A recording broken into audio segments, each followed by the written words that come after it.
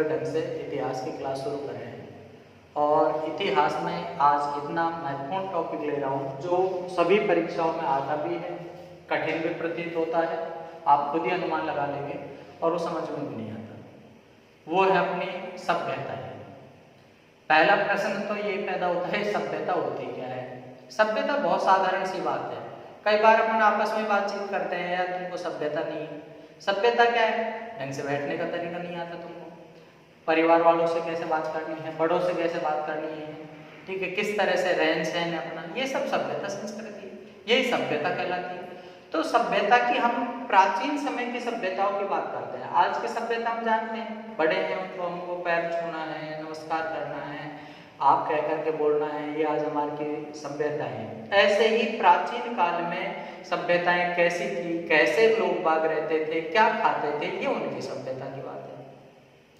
पर प्राचीन काल को भी एक बार हम थोड़ा सा डिवाइड कर ले 3 भागों में। एक तो होता है इतिहास का भाग, प्रागैतिहासिक काल, एक होता है आद्य ऐतिहासिक काल और एक होता है ऐतिहासिक काल। 3 है। प्रागैतिहासिक काल, प्राग मतलब पुराना, वह समय जिस समय में सभ्यताएं थी लेकिन उनके कोई लिखित में प्रमाण उपलब्ध नहीं है, उनके कोई लेखन कला नहीं है, लिखे हुए नहीं है, वो सभ्यता क्या कहलाए? प्रागैतिहासिक काल। वो समय क्या कहलाए? प्रागैतिहासिक काल। एक वह समय जिस समय के लेखन कला का प्रचलन था, लेख लिखे हुए हैं लेकिन उनको हम पढ़ नहीं पा रहे, वो समय क्या कहलाता है? आद्य ऐतिहासिक काल। उनकी अपनी कोई लेखन कला थी, कोई उनकी लिपियां थी, पर वो हमारे समझ नहीं आ रही।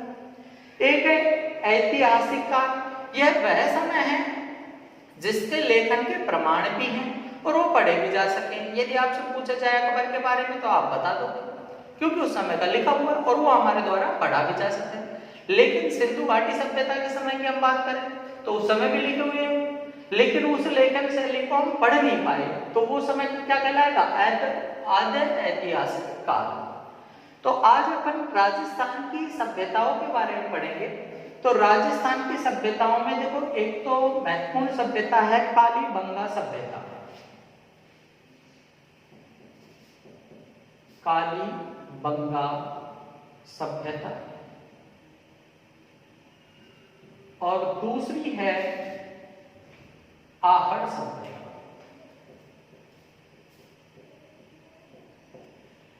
कालीबंगा सभ्यता और दूसरी कौन सी है? आहड़।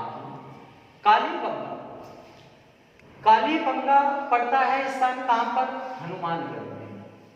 हनुमानगढ़, तुलनात्मक अध्ययन कर लेंगे तो ही समझ में आ जाएगा। आहड़, आहड़ है उदयपुर में। आहड़ कहां पर है? उदयपुर में। कालीबंगा एक नदी के किनारे विकसित हुई थी, उस नदी का नाम है घग्गर, जिसका प्राचीन नाम वेदों में मिलता है सरस्वती। इसी को कहा जाता है मृत नदी या नट नदी, घग्गर को। आहड़ की सभ्यता है, ये आयड़ नदी के किनारे विकसित हुई। देखिए मित्रों, कोई भी सभ्यताएं हैं उनकी हम जब बात करेंगे तो अधिकांशतः सभ्यताएं हमको कोई किसी नदी के ही किनारे विकसित मिलेंगी। आज भी आप ये संदर्भ में अपन कोई मकान बनाते हैं, गांव में रह रहे हैं, हमारे खेतों पे जाकर के बनाते हैं, हम वहां बनाते हैं हमारा खुद का कुआं हो, ठीक है, पानी की व्यवस्था हो, तो ये भी अपनी पानी की व्यवस्था देखते हैं। तो ये जो सभ्यता हुई सरस्वती नदी के किनारे विकसित हुई थी, जो इसे वर्तमान में घग्गर के नाम से जाना जाता है, ये कौन सी नदी के किनारे हुई? आयड़ नदी के। आगे हम बात करें, ये जो सभ्यता है ये कांस्य युगीन सभ्यता है और ये ताम्र युगीन सभ्यता है। ताम्र युगीन सभ्यता है। कालीबंगा सभ्यता कांस्य युगीन सभ्यता है, इसकी बात करें तो ये ताम्र युगीन सभ्यता है। आगे हम बात करें कालीबंगा सभ्यता की, तो ये जो सभ्यता है इसकी खोज करने वाले की बात करें, खोज करता थे इसके अमलानंद घोष। अमलानंद घोष। इसकी खोज करने वाले हैं अक्षय कीर्ति व्यास। इस टॉपिक को पूरा पढ़ें, अभी आगे बहुत ही अच्छे ढंग से इस बात को बताऊंगा। अभी तो ये तुलनात्मक अध्ययन करें। खोजकर्ता अमलानंद घोष, इसकी खोजकर्ता कौन है? अक्षय कीर्ति व्यास। इसकी खोज हुई है सन 1951-52 में। स्वतंत्र भारत की जो पहली खोज हुई है सभ्यता की, वो कालीबंगा ही थी। इसकी खोज हुई है 1953-54 में। खोजकर्ता अमला, इसका अक्षय। ये 1951-52, तो ये 52 के बाद में 53-54। इसका उत्खनन का कार्य किया गया। उत्खनन का मतलब खोदना। खोज ढूंढा किसने? खोदा किसने? उत्खनन करने वाले थे बी.वी. लाल और बी.के. थापर। बी.वी. लाल और बी.के. थापर। ब्रजवासी लाल और बाल कृष्ण थापर। इसका जो उत्खनन करने वाले हैं वो है H.M. और R.C. H.M. हंसमुख सांकलिया और रतन चंद्र अग्रवाल। इसका उत्खनन कार्य किया गया 1961 से लेकर के 1969 में।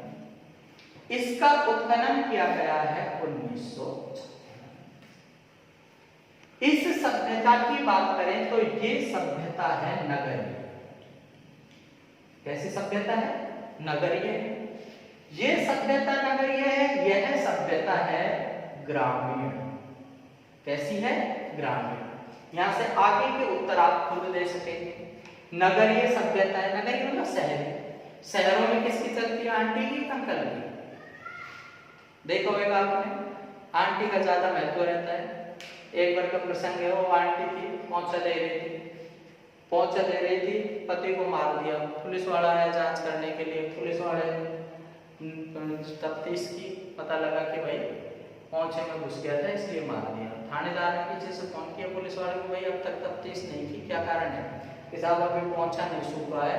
ठीक है, पहुंचा सूख जाएगा जब अंदर घुसूंगा। तो बात यही है कि नगरों में किनकी चलती है?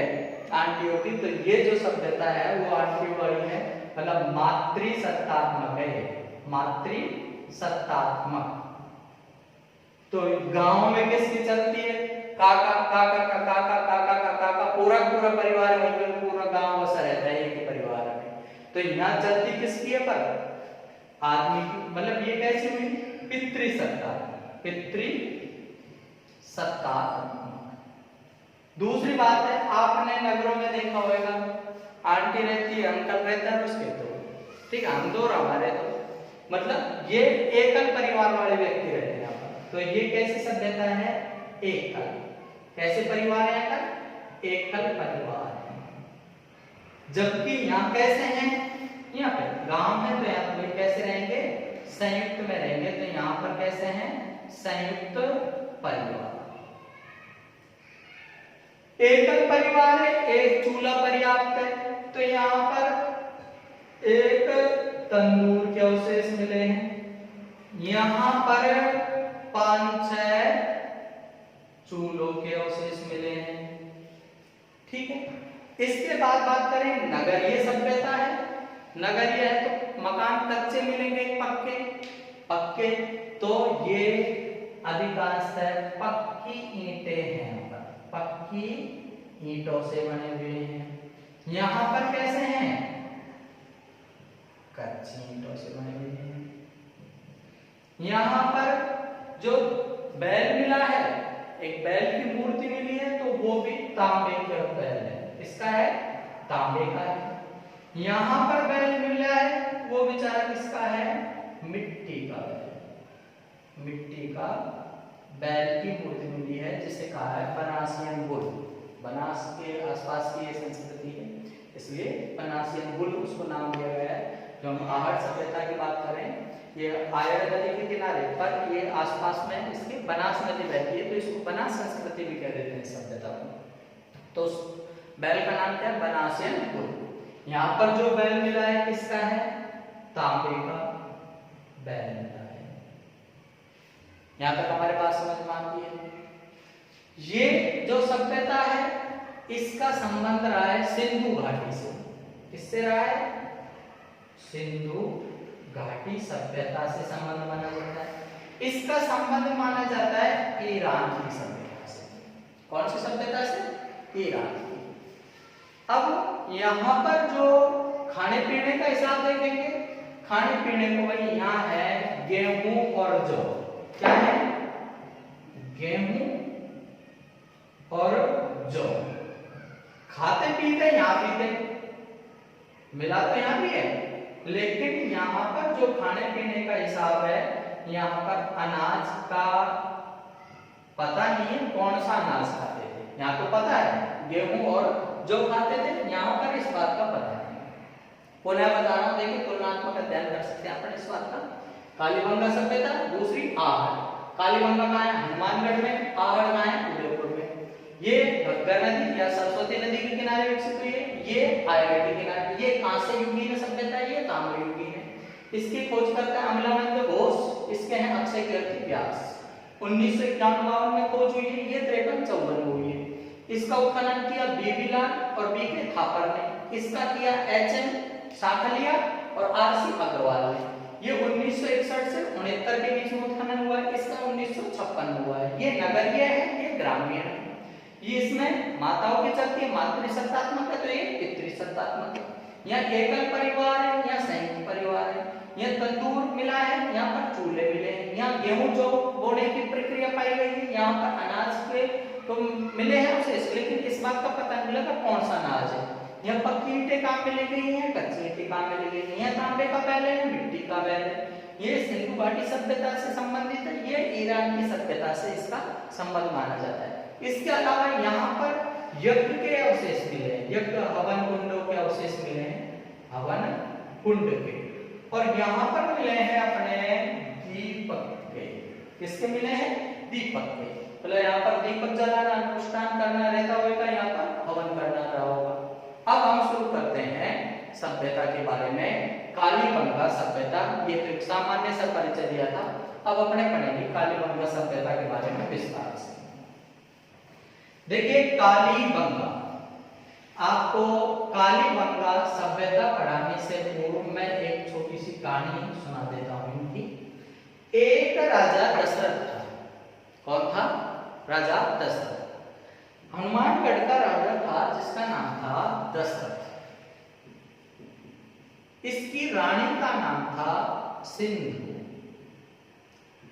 इस राजा के 3 राजकुमारियां थी। कितने राजकुमारियां थी?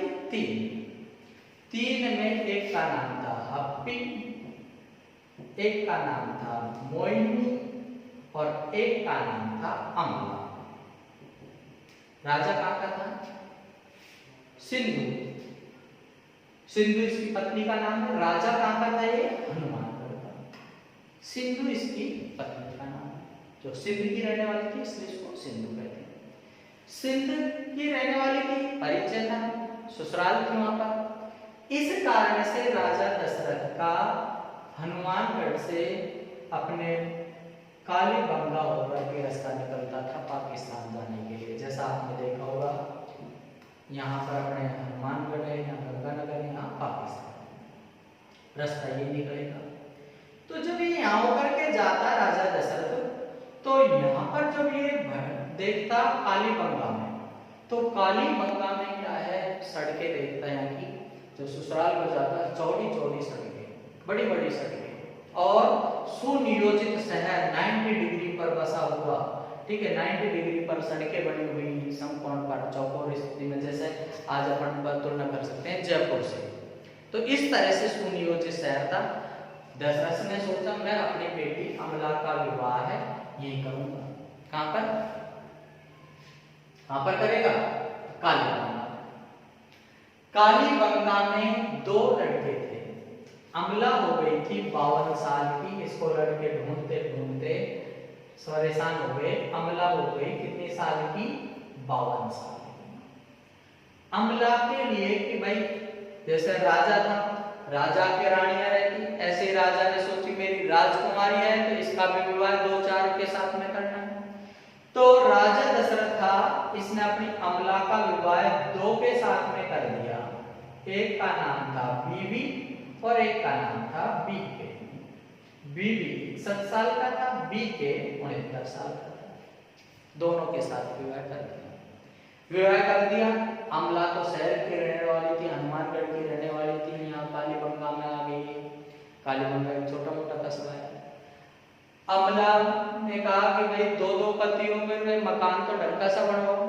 मकान ढंग का बनवाया, इसके लिए ढंग का कैसा ढंग का बनवाया कि 2 पति हैं तो मेरे लिए 2 मकान होने चाहिए। कि 2 मकान तो नहीं, मकान में तो एक मेरे लिए, इसके परपोटे डबल बनवा देंगे। एक बनवा दिया बीवी ने, एक बनवा दिया इसके लिए बीके ने। भाई 2 की है तो दोनों अपना अपना भूमिका अपनी निभा रहे हैं। तो इसके लिए बीवी और बीके डबल परपोटे का मकान बनवा दिया। किसके लिए? अमला के लिए। पर बीवी और बीके पढ़े लिखे नहीं थे। अमला ने कहा फंसा दिया मुझे पिताजी ने, तुम पढ़े लिखे हो क्या? कि पढ़े लिखे क्या, हम तो गाय बैलों को चराते हैं, अपने जमींदारा कर लेते हैं, खेत जोती आते हैं, हम तो ये पढ़े हैं। ऐसे ये क्या है कि जैसे गाय वगैरह जो गोबर करते हैं, मूत्र त्याग करते हैं, वो पढ़ा है हमने, तो इनको सकेलते रहते हैं। मतलब क्या है कि गाय का मूत्र है, इस तरह से ये पढ़ाई की है हमने। अब इसमें भी है कि हम यहाँ चित्र बना देते हैं ऐसे, ये पढ़ाई हमारे कोई चित्र बना दिए इनके वैसे लिखते, ये इनकी पढ़ाई। सर्पिला का इसको गोमूत्र लिपि भी कहते हैं, जो अपन आगे समझेंगे। तो भाई जमींदारी करते हो, जमींदारी में क्या करते हैं? जमींदारी में ये हम खेत जोतते हैं। खेत में कैसे बंटवारा करते होगे? तुम 2 जने जोतते हो, तुम्हें झगड़ा नहीं होता? ये झगड़ा नहीं होता है, हमने बांटा कर रखा है खेत में, तू इस तरह से जोतता हुआ इस खेत को, तू इसमें गेहूं बो, मैं इस तरह से जोतता हुआ ला रहा हूं, मैं इसमें जौ बो रहा हूं। दोनों का अपना अपना हिसाब हो जाता है। किससे जोतते हो? बैल से। मुझे बैल दिखाना, बैल दिखा देंगे। इसके लिए एक बैल लेकर के आए, तांबे का बनवा करके इसको यही तरह दिखाया। बाद में मूर्ति थी, पर ये जो ना दो शाम को जो काम करके आते तो इनके सूती कपड़े रहते बेचारे, कुर्ते धोती पहन करके जाते अपने खेत जोतने के लिए। उन्हें बुदबू आती रहती, बुदबू आती, फिर ये अमला दोनों के कपड़े धोती। अब कपड़े धोने के लिए जाना पड़ता है इसको घग्गर नदी पर। घग्गर नदी के लिए इसने मना कर दिया, मुझे डर लगता है, मैं घग्गर नदी पर नहीं जाऊंगी, मैं घर में कुआं खुदवाती। इसके लिए घर में ही कुआं खुदवाया, कुआं खुदवा दिया। यहाँ पर एक कपड़े धोने लगी, पर यहाँ कपड़े धोती उस समय एक दूसरी समस्या पैदा हुई कि यहाँ पर जो पानी आता उससे कीचड़ हो जाती। अमला थी, अमला के लिए क्या बनवाया? दोहरा परपोटा लिपि है सर्पिला का, या इसे गोमूत्र लिपि भी कहा जाता है, या इसे भाव चित्रात्मक लिपि भी कहा जाता है। बात है कि कुआं बनवाया गया है। कैसा बनवाया है? कुआं दोहरे परपोटे के अंदर। अब यहाँ पर ये जब कपड़े धोती तो वो भी कीचड़ होती, कीचड़ होती, यहाँ पर समस्या आती। तो पहले तो ये है कि इसको पक्का करवाओ मकान को, नीचे छत, तो अलंकृत फर्श करवाए। कैसी करवाए? अलंकृत, पक्की, अलंकृत ईंटों से बनवाए। दूसरी बात है नाली की व्यवस्था थी, और नाली भी इतनी सुंदर ढंग से बनवाई कि नाली बनवाई, जैसे नाली है, इस नाली में यहाँ बीच बीच में शोषण पात्र लगा दिए गए। शोषण पात्र मतलब है कि कचरा वचरा आएगा उसमें नीचे चला जाएगा, पानी पानी वो ऊपर चलता रहेगा। इस तरह से इसने सिस्टम करवाया। ऊपर से उनको लकड़ियों से ढकवा दिया, मुझे बदबू नहीं आएगी। अगली बात इसने कही कि जो मकान है तुमने मेन रोड पे इसका गेट निकाल रखा है, मैं यहाँ अकेली रहती हूँ, मुझे डर लगता है, मेन रोड पे इसका गेट नहीं निकालोगे। मेन रोड पे नहीं निकालेंगे भाई, साइड रोड पे निकाल देंगे। तो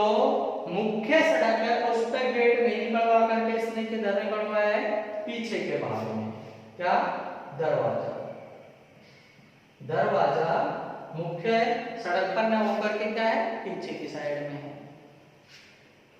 अब ये खाना बनाती है। अब ये तो किसान आदमी थे, बुलंद नाप करके खाते। अब बुलंद नाप करके खाते थे, इनके लिए तंदूर में सेकती रोटियों को। तंदूर में से जब रोटियों को सेका जाता, किसमें सेकती? तंदूर। तंदूर में सेकती तो इसके हाथ वाथ सब काले हो गए। चूड़ियां कैसी पड़ गई इसकी? काली। क्या पड़ गई? काली। क्या? चूड़ियां। चूड़ियां इसकी काली पड़ गई। इसके बाद में अपन बात करें, जब इसने घर बनवाया था, दोहरा पर का लोटा बनवाया था, उस समय एक काम और भी किया था, इसने यज्ञ का आयोजन करवाया। क्या करवाया था? यज्ञ का मतलब हवन करवाया था। एक दिन की बात है, भूकंप आया और भूकंप में ये सब कुछ तहस नहस हो गया। ये थी हमारी कालीबंगा सभ्यता। क्या समझ में आया कालीबंगा सभ्यता में? देखो, कालीबंगा सभ्यता कौन सी नदी के किनारे विकसित हुई है? घग्गर नदी। कौन सी नदी के? घग्गर के। डॉक्टर दशरथ शर्मा ने इसको सिंधु घाटी सभ्यता की तीसरी राजधानी कहा है। क्या कहा है? तीसरी। पहले नंबर पर हड़प्पा, हप्पी, दूसरी मोहिनी और तीसरे नंबर पर है अपनी कौन सी? कालीबंगा सभ्यता। सिंधु घाटी सभ्यता या इसे सैंधव सभ्यता भी कहा जाता है। सिंधु घाटी सभ्यता के समकालीन है। ये पूर्व हड़प्पा कालीन, हड़प्पा कालीन और उत्तर हड़प्पा कालीन के इसमें अवशेष मिले हैं। ये घटनाक्रम है 2350 ईसा पूर्व से लेकर के 1750 ईसा पूर्व। ये जो सभ्यता मानी जाती है, कब की मानी जाती है? 2350 ईसा पूर्व से लेकर के 1750 ईसा पूर्व की। हड़प्पा जो सभ्यता थी, इसको तीसरी राजधानी किसने कहा था? डॉक्टर दशरथ शर्मा ने। कौन सी नदी के किनारे विकसित हुई? घग्गर नदी के किनारे। इस की खोज करने वाले कौन थे? अमलानंद घोष। कब की थी? 1952 में। 52-53 में इसकी खोज हुई। इसका उत्खनन करने वाले थे बीबी और बीके, ब्रजवासी लाल और बालकृष्ण थापर। 1961 से 1969 के 61 से 1969 के बीच में इसकी उत्खनन का कार्य किया गया है। अब यहाँ उत्खनन में क्या क्या चीजें प्राप्त हुई है? दोहरे परकोटे के अवशेष मिले हैं। दो यहाँ पर टीले मिले, छोटा टीला था, एक बड़ा था। उसमें क्या है? दोहरा परकोटा, मतलब डबल परकोटा है। मकान जैसे रहता है अपने, एक बाउंड्री हो रही है, उसके ऊपर दूसरी एक और हो रही है पीछे को, दोहरे परकोटे के अवशेष मिले। दूसरी बात, यहाँ पर जो लिपि पाई गई है लेखक में, वो सर्पिलाकार है, जैसे गोमूत्र लिपि या भाव चित्रात्मक लिपि भी कहा जाता है। देखो समझ लो एक 4 मिनट के लिए, ये लिपि क्या होती है? ये भाव चित्रात्मक या सर्पिलाकार या गोमूत्र लिपि क्या होती है? एक लिपि होती है ब्राह्मी और एक होती है खरोष्ठी। ब्राह्मी लिपि और खरोष्ठी। ब्राह्मी लिपि से जिन लिपियों का जन्म हुआ है वो बाईं से दाईं ओर लिखी जाती है। जैसा अपने हिंदी की लिपि है देवनागरी। देवनागरी आपने देखा होगा, बाईं तरफ से लिखना शुरू करते हैं, दाईं तरफ खत्म हो जाती है। अंग्रेजी की लिपि है रोमन लिपि, वो भी बाईं ओर से लिखी जाती है, दाईं ओर को खत्म हो जाती है। संस्कृत की लिपि भी देवनागरी है, वो भी बाईं ओर से लिख करके दाईं ओर खत्म हो जाती है। खरोष्ठी लिपि आपने उर्दू के बारे में सुना होगा, दाईं से बाईं ओर लिखी जाती है। तो ये जो लिपि है सर्पिलाकार लिपि, इस लिपि का जन्म हुआ है खरोष्ठी से। ये दाईं से बाईं ओर लिखी जाती है। और ये जो सर्पिलाकार है, इसमें दूसरी बात और है, जैसे सर पे इस तरह से चल रहता है, तो ये इस तरह की लिखी गई है। जैसे यहाँ से लिखना शुरू किया, यहाँ तक बात खत्म नहीं हुई, वापस ले आए, फिर लिखना शुरू कर दिया इस तरह से, तो इसी को कहा जाता है सर्पिलाकार या गोमूत्र। गाय के मूत्र की तरह से रहती है, इसलिए क्या कहते हैं इसको? गोमूत्र या भाव चित्रात्मक। भाव चित्रात्मक क्या होता है? भाव होते हैं, उनको चित्रों के माध्यम से दर्शाया जाए। जैसा आजकल अपने यूं समझ लो, जैसे व्हाट्सएप में अपने करते हैं, ही कर दिया, मुंह फाड़ दिया, इसका मतलब वही खुश हो रहा है, कोई यूं कर रहा है, कोई यूं कर रहा है। ठीक है, आप ये जो यूट्यूब चैनल देखते हो इस तरह से करोगे, ठीक है, ये क्या है अपने भाव चित्र। तो इस तरह की इसमें लिपि को काम में ले गया, तो इस लिपि को कहा जाता है सर्पिलाकार या गोमूत्र या भाव चित्रात्मक लिपि। इसके अलावा इस सभ्यता की अगली बात क्या है, परकोटे के अंदर कुएं के अवशेष प्राप्त हुए हैं। यहाँ पर क्या मिला है, कुआं मिला है, स्नानागार मिला है। यहाँ पर स्नान का मतलब होता है नहाना।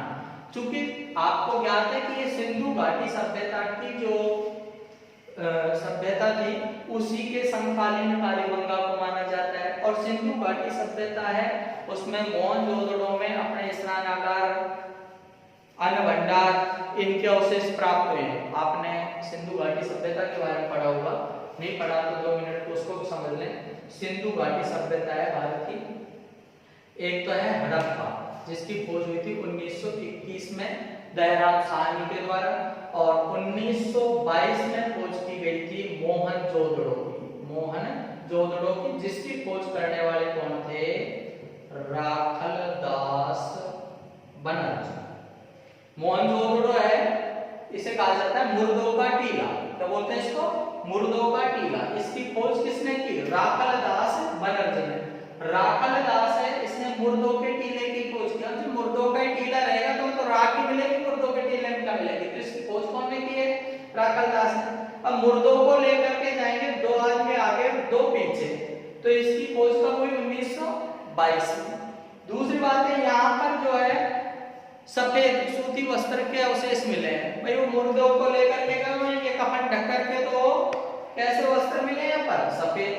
और जब मुर्दों को लेकर के गए होंगे वहां पर जलाया होगा, उसके बाद में अंत्येष्टि के बाद में अपने स्नान करने की परंपरा है, तो यहाँ पर स्नानागार मिले, बड़े बड़े क्या मिले हैं, स्नानागार, स्नान के आगार।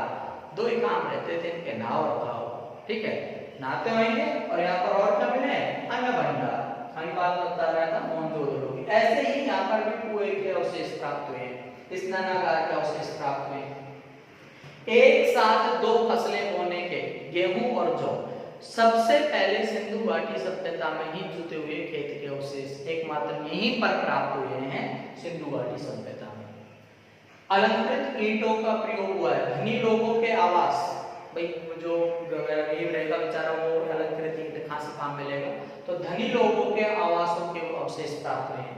नाली के अवशेष प्राप्त हुए हैं, नालियां बनी हुई थी, उसके ऊपर लकड़ियों से उनको ढकराता था, अवशोषण पात्र लगे हुए थे, सड़कें थी जो संपूर्ण पर काटती हुई थी, ठीक है। जो ये ईंटें जो मैं बता रहा हूँ, ईंट भी अपने 30:15:7 में बनी हुई थी, यूं कह सकते हैं अपने 4:2:1 में यहाँ पर ईंटें बनी हुई थी। लंबाई चौड़ाई ऊंचाई जो रहती है ये 4:2:1 में। दरवाजे की बात करें, जैसे मैंने अभी आपको बताया था, दरवाजा है जो मुख्य सड़क पर नहीं खुल करके उसका मुंह, छोटी जो सड़क रहती थी उन पर उसका मुंह खुलता था, ठीक है। सड़कें थी 90 डिग्री पर काटती हुई सड़कें हुआ करती थी। इसके अलावा यहाँ पर हवन के, यज्ञों के अनुष्ठान के अवशेष प्राप्त हुए हैं। इसके अलावा बात करें यहाँ पर तंदूर के अवशेष प्राप्त हुए हैं, तंदूर पाया गया है। इसके अलावा तंदूर के अवशेष प्राप्त हुए, एक ही तंदूर मिला है, तो ये अनुमान लगता है। तो यहाँ से स्थापत्य कला की भी जानकारी मिलती है। इसके अलावा इसके बारे में यहाँ पर जो भवन पाए गए हैं उनमें दरारें पाई गई हैं। इससे यह आकलन लगता है कि ये जो सभ्यता है भूकंप के कारण या बाढ़ के कारण ये सभ्यता नष्ट हुई। तो ये तो ये अपनी कालीबंगा सभ्यता। इसके बाद अपन बात करें आहड़ की।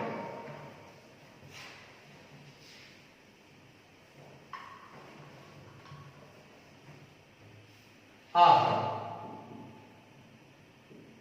देखो एक तो आहड़ के जो और नाम है, आहड़ को भी कहा जाता है आघाटपुर, आघाटपुर या आघाटदुर्ग या बनास संस्कृति या ताम्रयुगीन सभ्यता, या स्थानीय भाषा में इसको बोलते हैं धूलकोट। ये सभी नाम याद रखिए ना। आहड़ की सभ्यता है उदयपुर में। आहड़ कहां पर है, उदयपुर में है। ये आयड़ नदी के किनारे विकसित हुई थी। इस आयड़ नदी के किनारे विकसित हुई। इसी को कहा जाता है आघाटपुर या आघाट दुर्ग या बनास संस्कृति या ताम्रयुगीन या धूलकोट। ये नदी के किनारे तो हुई है आयड़ के, लेकिन इसको कहते हैं बनास संस्कृति। जैसा आपने देखा होगा कि बनास नदी है, बनास नदी का उद्गम होता है किन्नौर की पहाड़ियां कोमलगढ़ राजस्थान से, और वहां से निकल करके इस नदी का प्रवाह क्षेत्र रांची भी अटकेश है, रांची भी अटकेश है। रा का मतलब राजस्थान, ची का मतलब चित्तौड़गढ़, भीलवाड़ा, अजमेर, गांव, सवाई माधोपुर, इस क्षेत्र में बहती है बनास, और यहीं पर पड़ता है उदयपुर आयड़। तो ये इसके आसपास के क्षेत्र है बनास नदी के का, इसलिए इसको बनास संस्कृति भी कह देते हैं। वरना जो आयड़ जो आहड़ सभ्यता है वो कौन सी नदी के किनारे हुई है? आयड़ नदी के किनारे। कौन सी नदी है? आयड़। आयड़ नदी है जिसका उद्गम होता है गोगुंदा की पहाड़ियां उदयपुर से, उदयपुर से निकलती है और आगे चल करके उदयपुर में इस पर झील बनी हुई है उदय सागर झील।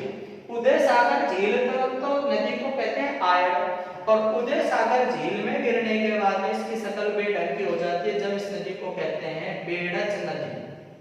पहले नदी का नाम है आयड़ और उदय सागर झील में गिरने के बाद में बेड़च, और इसीलिए हम पढ़ते हैं कि गंभीरी और बेड़च के संगम पर चित्तौड़गढ़ का किला है। ठीक है, और बात दूसरी यह है कि यहाँ आयड़ पे तो है आहड़ की सभ्यता, और जब ये बेड़च हो जाती है आगे चल करके नदी, यहाँ पर है बालाथल सभ्यता। बालाथल ये उदयपुर में पड़ता है। तो दो बातें हो गई, देखो एक तो हो गई आहड़ सभ्यता, कौन सी नदी के किनारे? आयड़ के। पहले नदी का नाम क्या है? आयड़। यहाँ से उदय सागर झील में गिरने के बाद में क्या नाम है इस नदी का? बेड़च। तो बेड़च के किनारे कौन सी सभ्यता है? बालाथल। अभी हम बात इतनी सी कर रहे हैं कि जो आहड़ की जो सभ्यता है, इस सभ्यता को कहा जाता है आघाटपुर या आघाट दुर्ग या बनास संस्कृति या ताम्रयुगीन, या स्थानीय भाषा में इसको बोलते हैं धूलकोट। कौन सी नदी के किनारे विकसित हुई थी? आयड़ नदी के किनारे।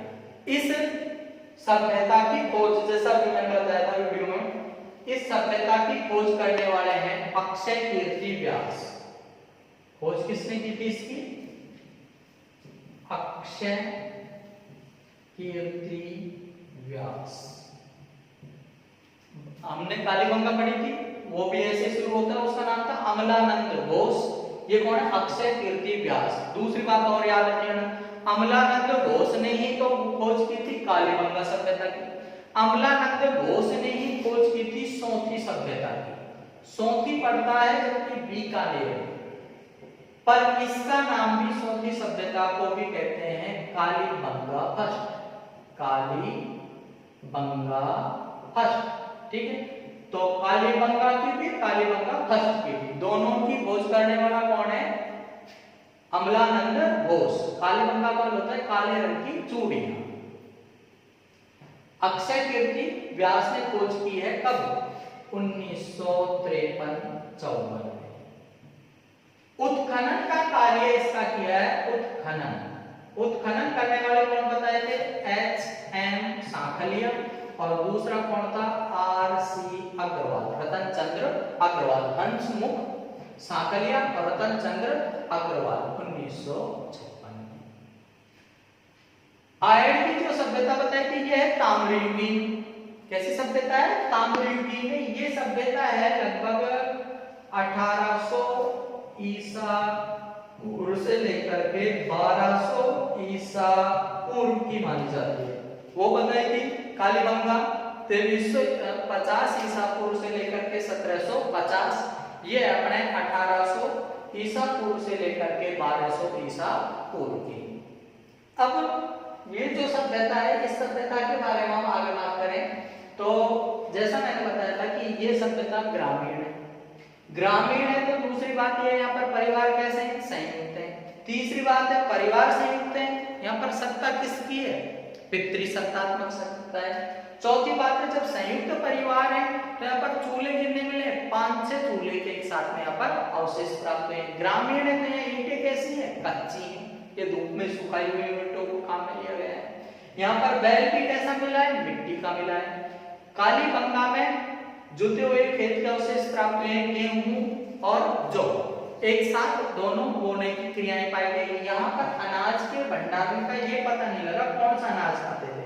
हालांकि यहाँ पर क्या है, अनाज के बोरे या कोट, अनाज भरने के टंकियां मिली हैं। जैसे अपने देखा होगा अपने गांव में रहती है स्टील की टंकी रहती है, इस तरह से गारे की बनी रहती है मिट्टी की, उसे क्या कहते हैं, बोरे, गारे का बना रहता है। जैसे अपने पेपर मसी और पुट्टी का काम भी कहा जाता है, पेपर मसी, इसी को कहते हैं कुट्टी का काम, कुट्टी का काम, जो अपन राजस्थान की हस्तकलाओं में पढ़ेंगे, जयपुर की प्रसिद्ध है। पेपर मसी कुट्टी का काम होता है। जैसे भाई अपन 7वीं में पढ़ रहे हैं, यदि पास हो गए तो 8वीं में चले जाएंगे, ठीक है, फेल हो गए तो 7वीं में बने रह जाएंगे, पास हो गए तो 8वीं में चले जाएंगे।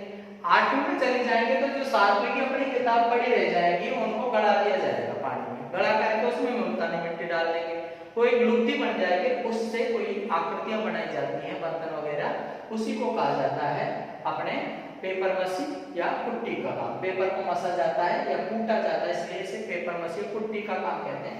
ऐसे ही गारा मिलाकर के बनाया जाता है, इसलिए इसको गोरे या कोट कहा जाता है। तो यहाँ अनाज भरने की कोटियां मिली हैं, जिनको क्या कहा जाता है, गोरे या कोट। इसके अलावा यहाँ पर तांबा गलाने की भट्टियां प्राप्त हुई हैं। तांबा गलाने का काम किया जाता था, तांबे के यहाँ पर औजार बनाने का काम किया जाता था। और यहाँ पर जो क्या नाम से जो तांबा गलाया जाता, यहाँ पर तांबे की मुद्राएं भी प्राप्त हुई हैं। यहाँ पर 6 तांबे की मुद्राएं प्राप्त हुई हैं। ये जो तांबे की मुद्राओं में से एक जो तांबे की मुद्रा है उस पर तो त्रिशूल छपा हुआ है। क्या छप रहा है? त्रिशूल। और एक मुद्रा है उसके ऊपर अपोलो नाम का एक यूनानी देवता है, अपोलो, उसके पीछे तर्कस वगैरह लगा हुआ है, इस तरह की उसकी मुद्रा बनी हुई है, यूनान का है वो। तो इससे ये आकलन किया जाता है कि इस सभ्यता का संबंध यूनान से भी रहा होगा, विदेशों से हमारा व्यापार होता होगा। इसके अलावा इस सभ्यता से एक और बात मिलती है, यहाँ पर बिना हत्थे वाले जल पात्र प्राप्त हुए हैं। काले लाल मृद भांड, मिट्टी के भांड, मिट्टी के बर्तन प्राप्त हुए हैं, इसलिए इसे काले लाल मृद भांडों वाली सभ्यता भी कह देते हैं। पर ये जो मृद भांड प्राप्त हुए हैं मिट्टी के बर्तन, वो बिना हत्थे वाले हैं। जैसा आपने देखा होगा अपना कप, उसमें यहाँ पर हत्था लगा रहता है पानी, चाय पानी पीते हैं, लेकिन इसमें क्या है, इस तरह से हत्था नहीं है। और ऐसा ही बर्तन प्राप्त हुए ईरान से। कहां से प्राप्त हुए हैं? ईरान से। आपने एक हस्तकला पढ़ी होगी, पोट्री कला, पोट्री कला, एक तो होती है पोट्री कला, एक होती है मीनाकारी। ये दोनों कलाएं हैं, दोनों कला के बारे में थोड़ा सा बता रहा हूँ। पोट्री कला क्या होती है? चीनी मिट्टी के बर्तन होते हैं, चीनी मिट्टी के बर्तनों पर कलात्मक चित्रांकन करना क्या कहलाता है? पोट्री कला। स्वर्ण आभूषणों के ऊपर मीना चढ़ाना क्या कहलाता है? मीनाकारी। दोनों कलाओं का उद्गम हुआ है पर्सिया व ईरान से। वहां से कला आई थी लाहौर, लाहौर से कला आई थी दिल्ली, और दिल्ली से दोनों कलाओं को जयपुर लाने वाले थे, जयपुर का राजा था एक सवाई मानसिंह प्रथम। सबसे ज्यादा विकास हुआ है जयपुर का एक राजा था राम सिंह सेकंड या सवाई राम सिंह सेकंड के समय। तो उनमें से मैं पोट्री कला की बात कर रहा हूँ। ये पोट्री कला क्या होती है? चीनी मिट्टी के बर्तन, चीनी मिट्टी के बर्तन ऐसे ही समझ लो अपना पोट्री कला, पोट, अचार डालने की पोट देखी होगी आपने, अचार डालने की पोट रहती है। अब ये जो पोट रहती है किसकी बनी रहती है? अपने चीनी मिट्टी की। इसमें हत्था वत्था तो रहता ही नहीं है। तो इस तरह के जो पोट्री कला है ये कहाँ की है? ईरान की। और ये जो आहड़ में जो बर्तन मिले हैं ये भी ऐसे मिले हैं जिन्हें हत्थे नहीं है। इसका मतलब इस सभ्यता का संबंध ईरान से हो सकता है। कौन सी सभ्यता का? आहड़ का। जैसे मैंने बताया ये जो सभ्यताएं हैं, इन सभ्यताओं के अपन को कोई लिखित में अवशेष प्राप्त नहीं हो रहे जिनको पढ़ सके, बस ऐसे ही आकलन करते हैं भाई ये चीजें मिल रही हैं, इसमें ये होगा, ये चीजें मिल रही है, इसे आकलन लगाया जाता है। ठीक है, जैसे अपने आगे बढ़ेंगे गणेश्वर की सभ्यता, वहां पर मछली पकड़ने के कांटे प्राप्त हुए।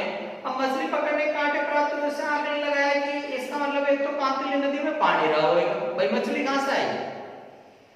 पानी रहता होगा उसमें 12 मास। जब हमको पता है मछली जल की रानी है, हमको तल के खानी है, जो तल के खाएंगे, ठीक है। मछली को निकालने का क्या फायदा होगा? मछली खाते होंगे, इसका मतलब मांसाहारी होगी। ये कहीं लिखा नहीं रहा, ये आकलन किया जाता है इन आधारों पर। तो ऐसे ही ये आकलन किया जाता है कि ये जो कला है, यहाँ के चीनी मिट्टी के जो ये बर्तन मिले हैं ईरान में, यहाँ पर मिट्टी के बर्तन मिले हैं जिनमें हत्थे नहीं है, और ऐसे ही हत्थे आपकी सभ्यता में नहीं है, ईरान के में निश्चित रूप से इस सभ्यता का संबंध ईरान से हो सकता है। एक बात ये हमारे समझ में आती है। इसके अलावा यहाँ पे लोग हैं अनाज को पका करके खाते थे, अनाज को पका करके खाते थे। इसके अलावा यहाँ पर गोमेद स्फटिक पत्थर होता है, उसके आभूषण प्राप्त हुए हैं। गोमेद स्फटिक नाम का पत्थर होता है, गोमेद स्फटिक नाम का पत्थर है, उसके आभूषण प्राप्त हुए हैं। और यहीं पर ही आहड़ में ही महासतियों का टीला है। क्या है यहाँ पर? महासतियों का टीला। जैसा आपको विदित होगा, मेवाड़ मुगल संधि हुई थी 1615 ईस्वी, 1615। उसके बाद में राणा अमर सिंह थे मेवाड़ के राजा, उनकी 1620 में मृत्यु हो गई और उनको आहड़ में ही उनकी अंत्येष्टि की गई थी, वहीं पर उनकी छत्रियां। और उसके परवर्ती जो भी राजा हुए मेवाड़ के, उससे पहले तो राजा युद्ध करते रहे, उनकी राजधानियां बदलती रही, पर जब अमर सिंह ने मुगलों से संधि स्वीकार कर ली तो उसके बाद वो यथावत वहां पर अपने अंत्येष्टि होती रही, वहीं उनकी छत्रियां बढ़ती रही। तो इसलिए वहां पर क्या है, परवर्ती जो राजाओं की छत्रियां हैं अमर सिंह और अमर सिंह के बाद वालों राजाओं की, तो वो सब छत्रियां कहां पर हैं? आहड़ में है। वहीं पर साथ में रानी जो थी वो सती हुई, इसलिए इस जगह पर क्या कहा जाता है? महासतियों का टीला। कहां पर है? आहड़, उदयपुर। देखिए आज मैं इन दोनों सभ्यताओं को काफी लंबी चली गई, इसलिए यही खत्म करता हूँ। इसके बाद में और सभ्यताओं को अपन ले लेंगे।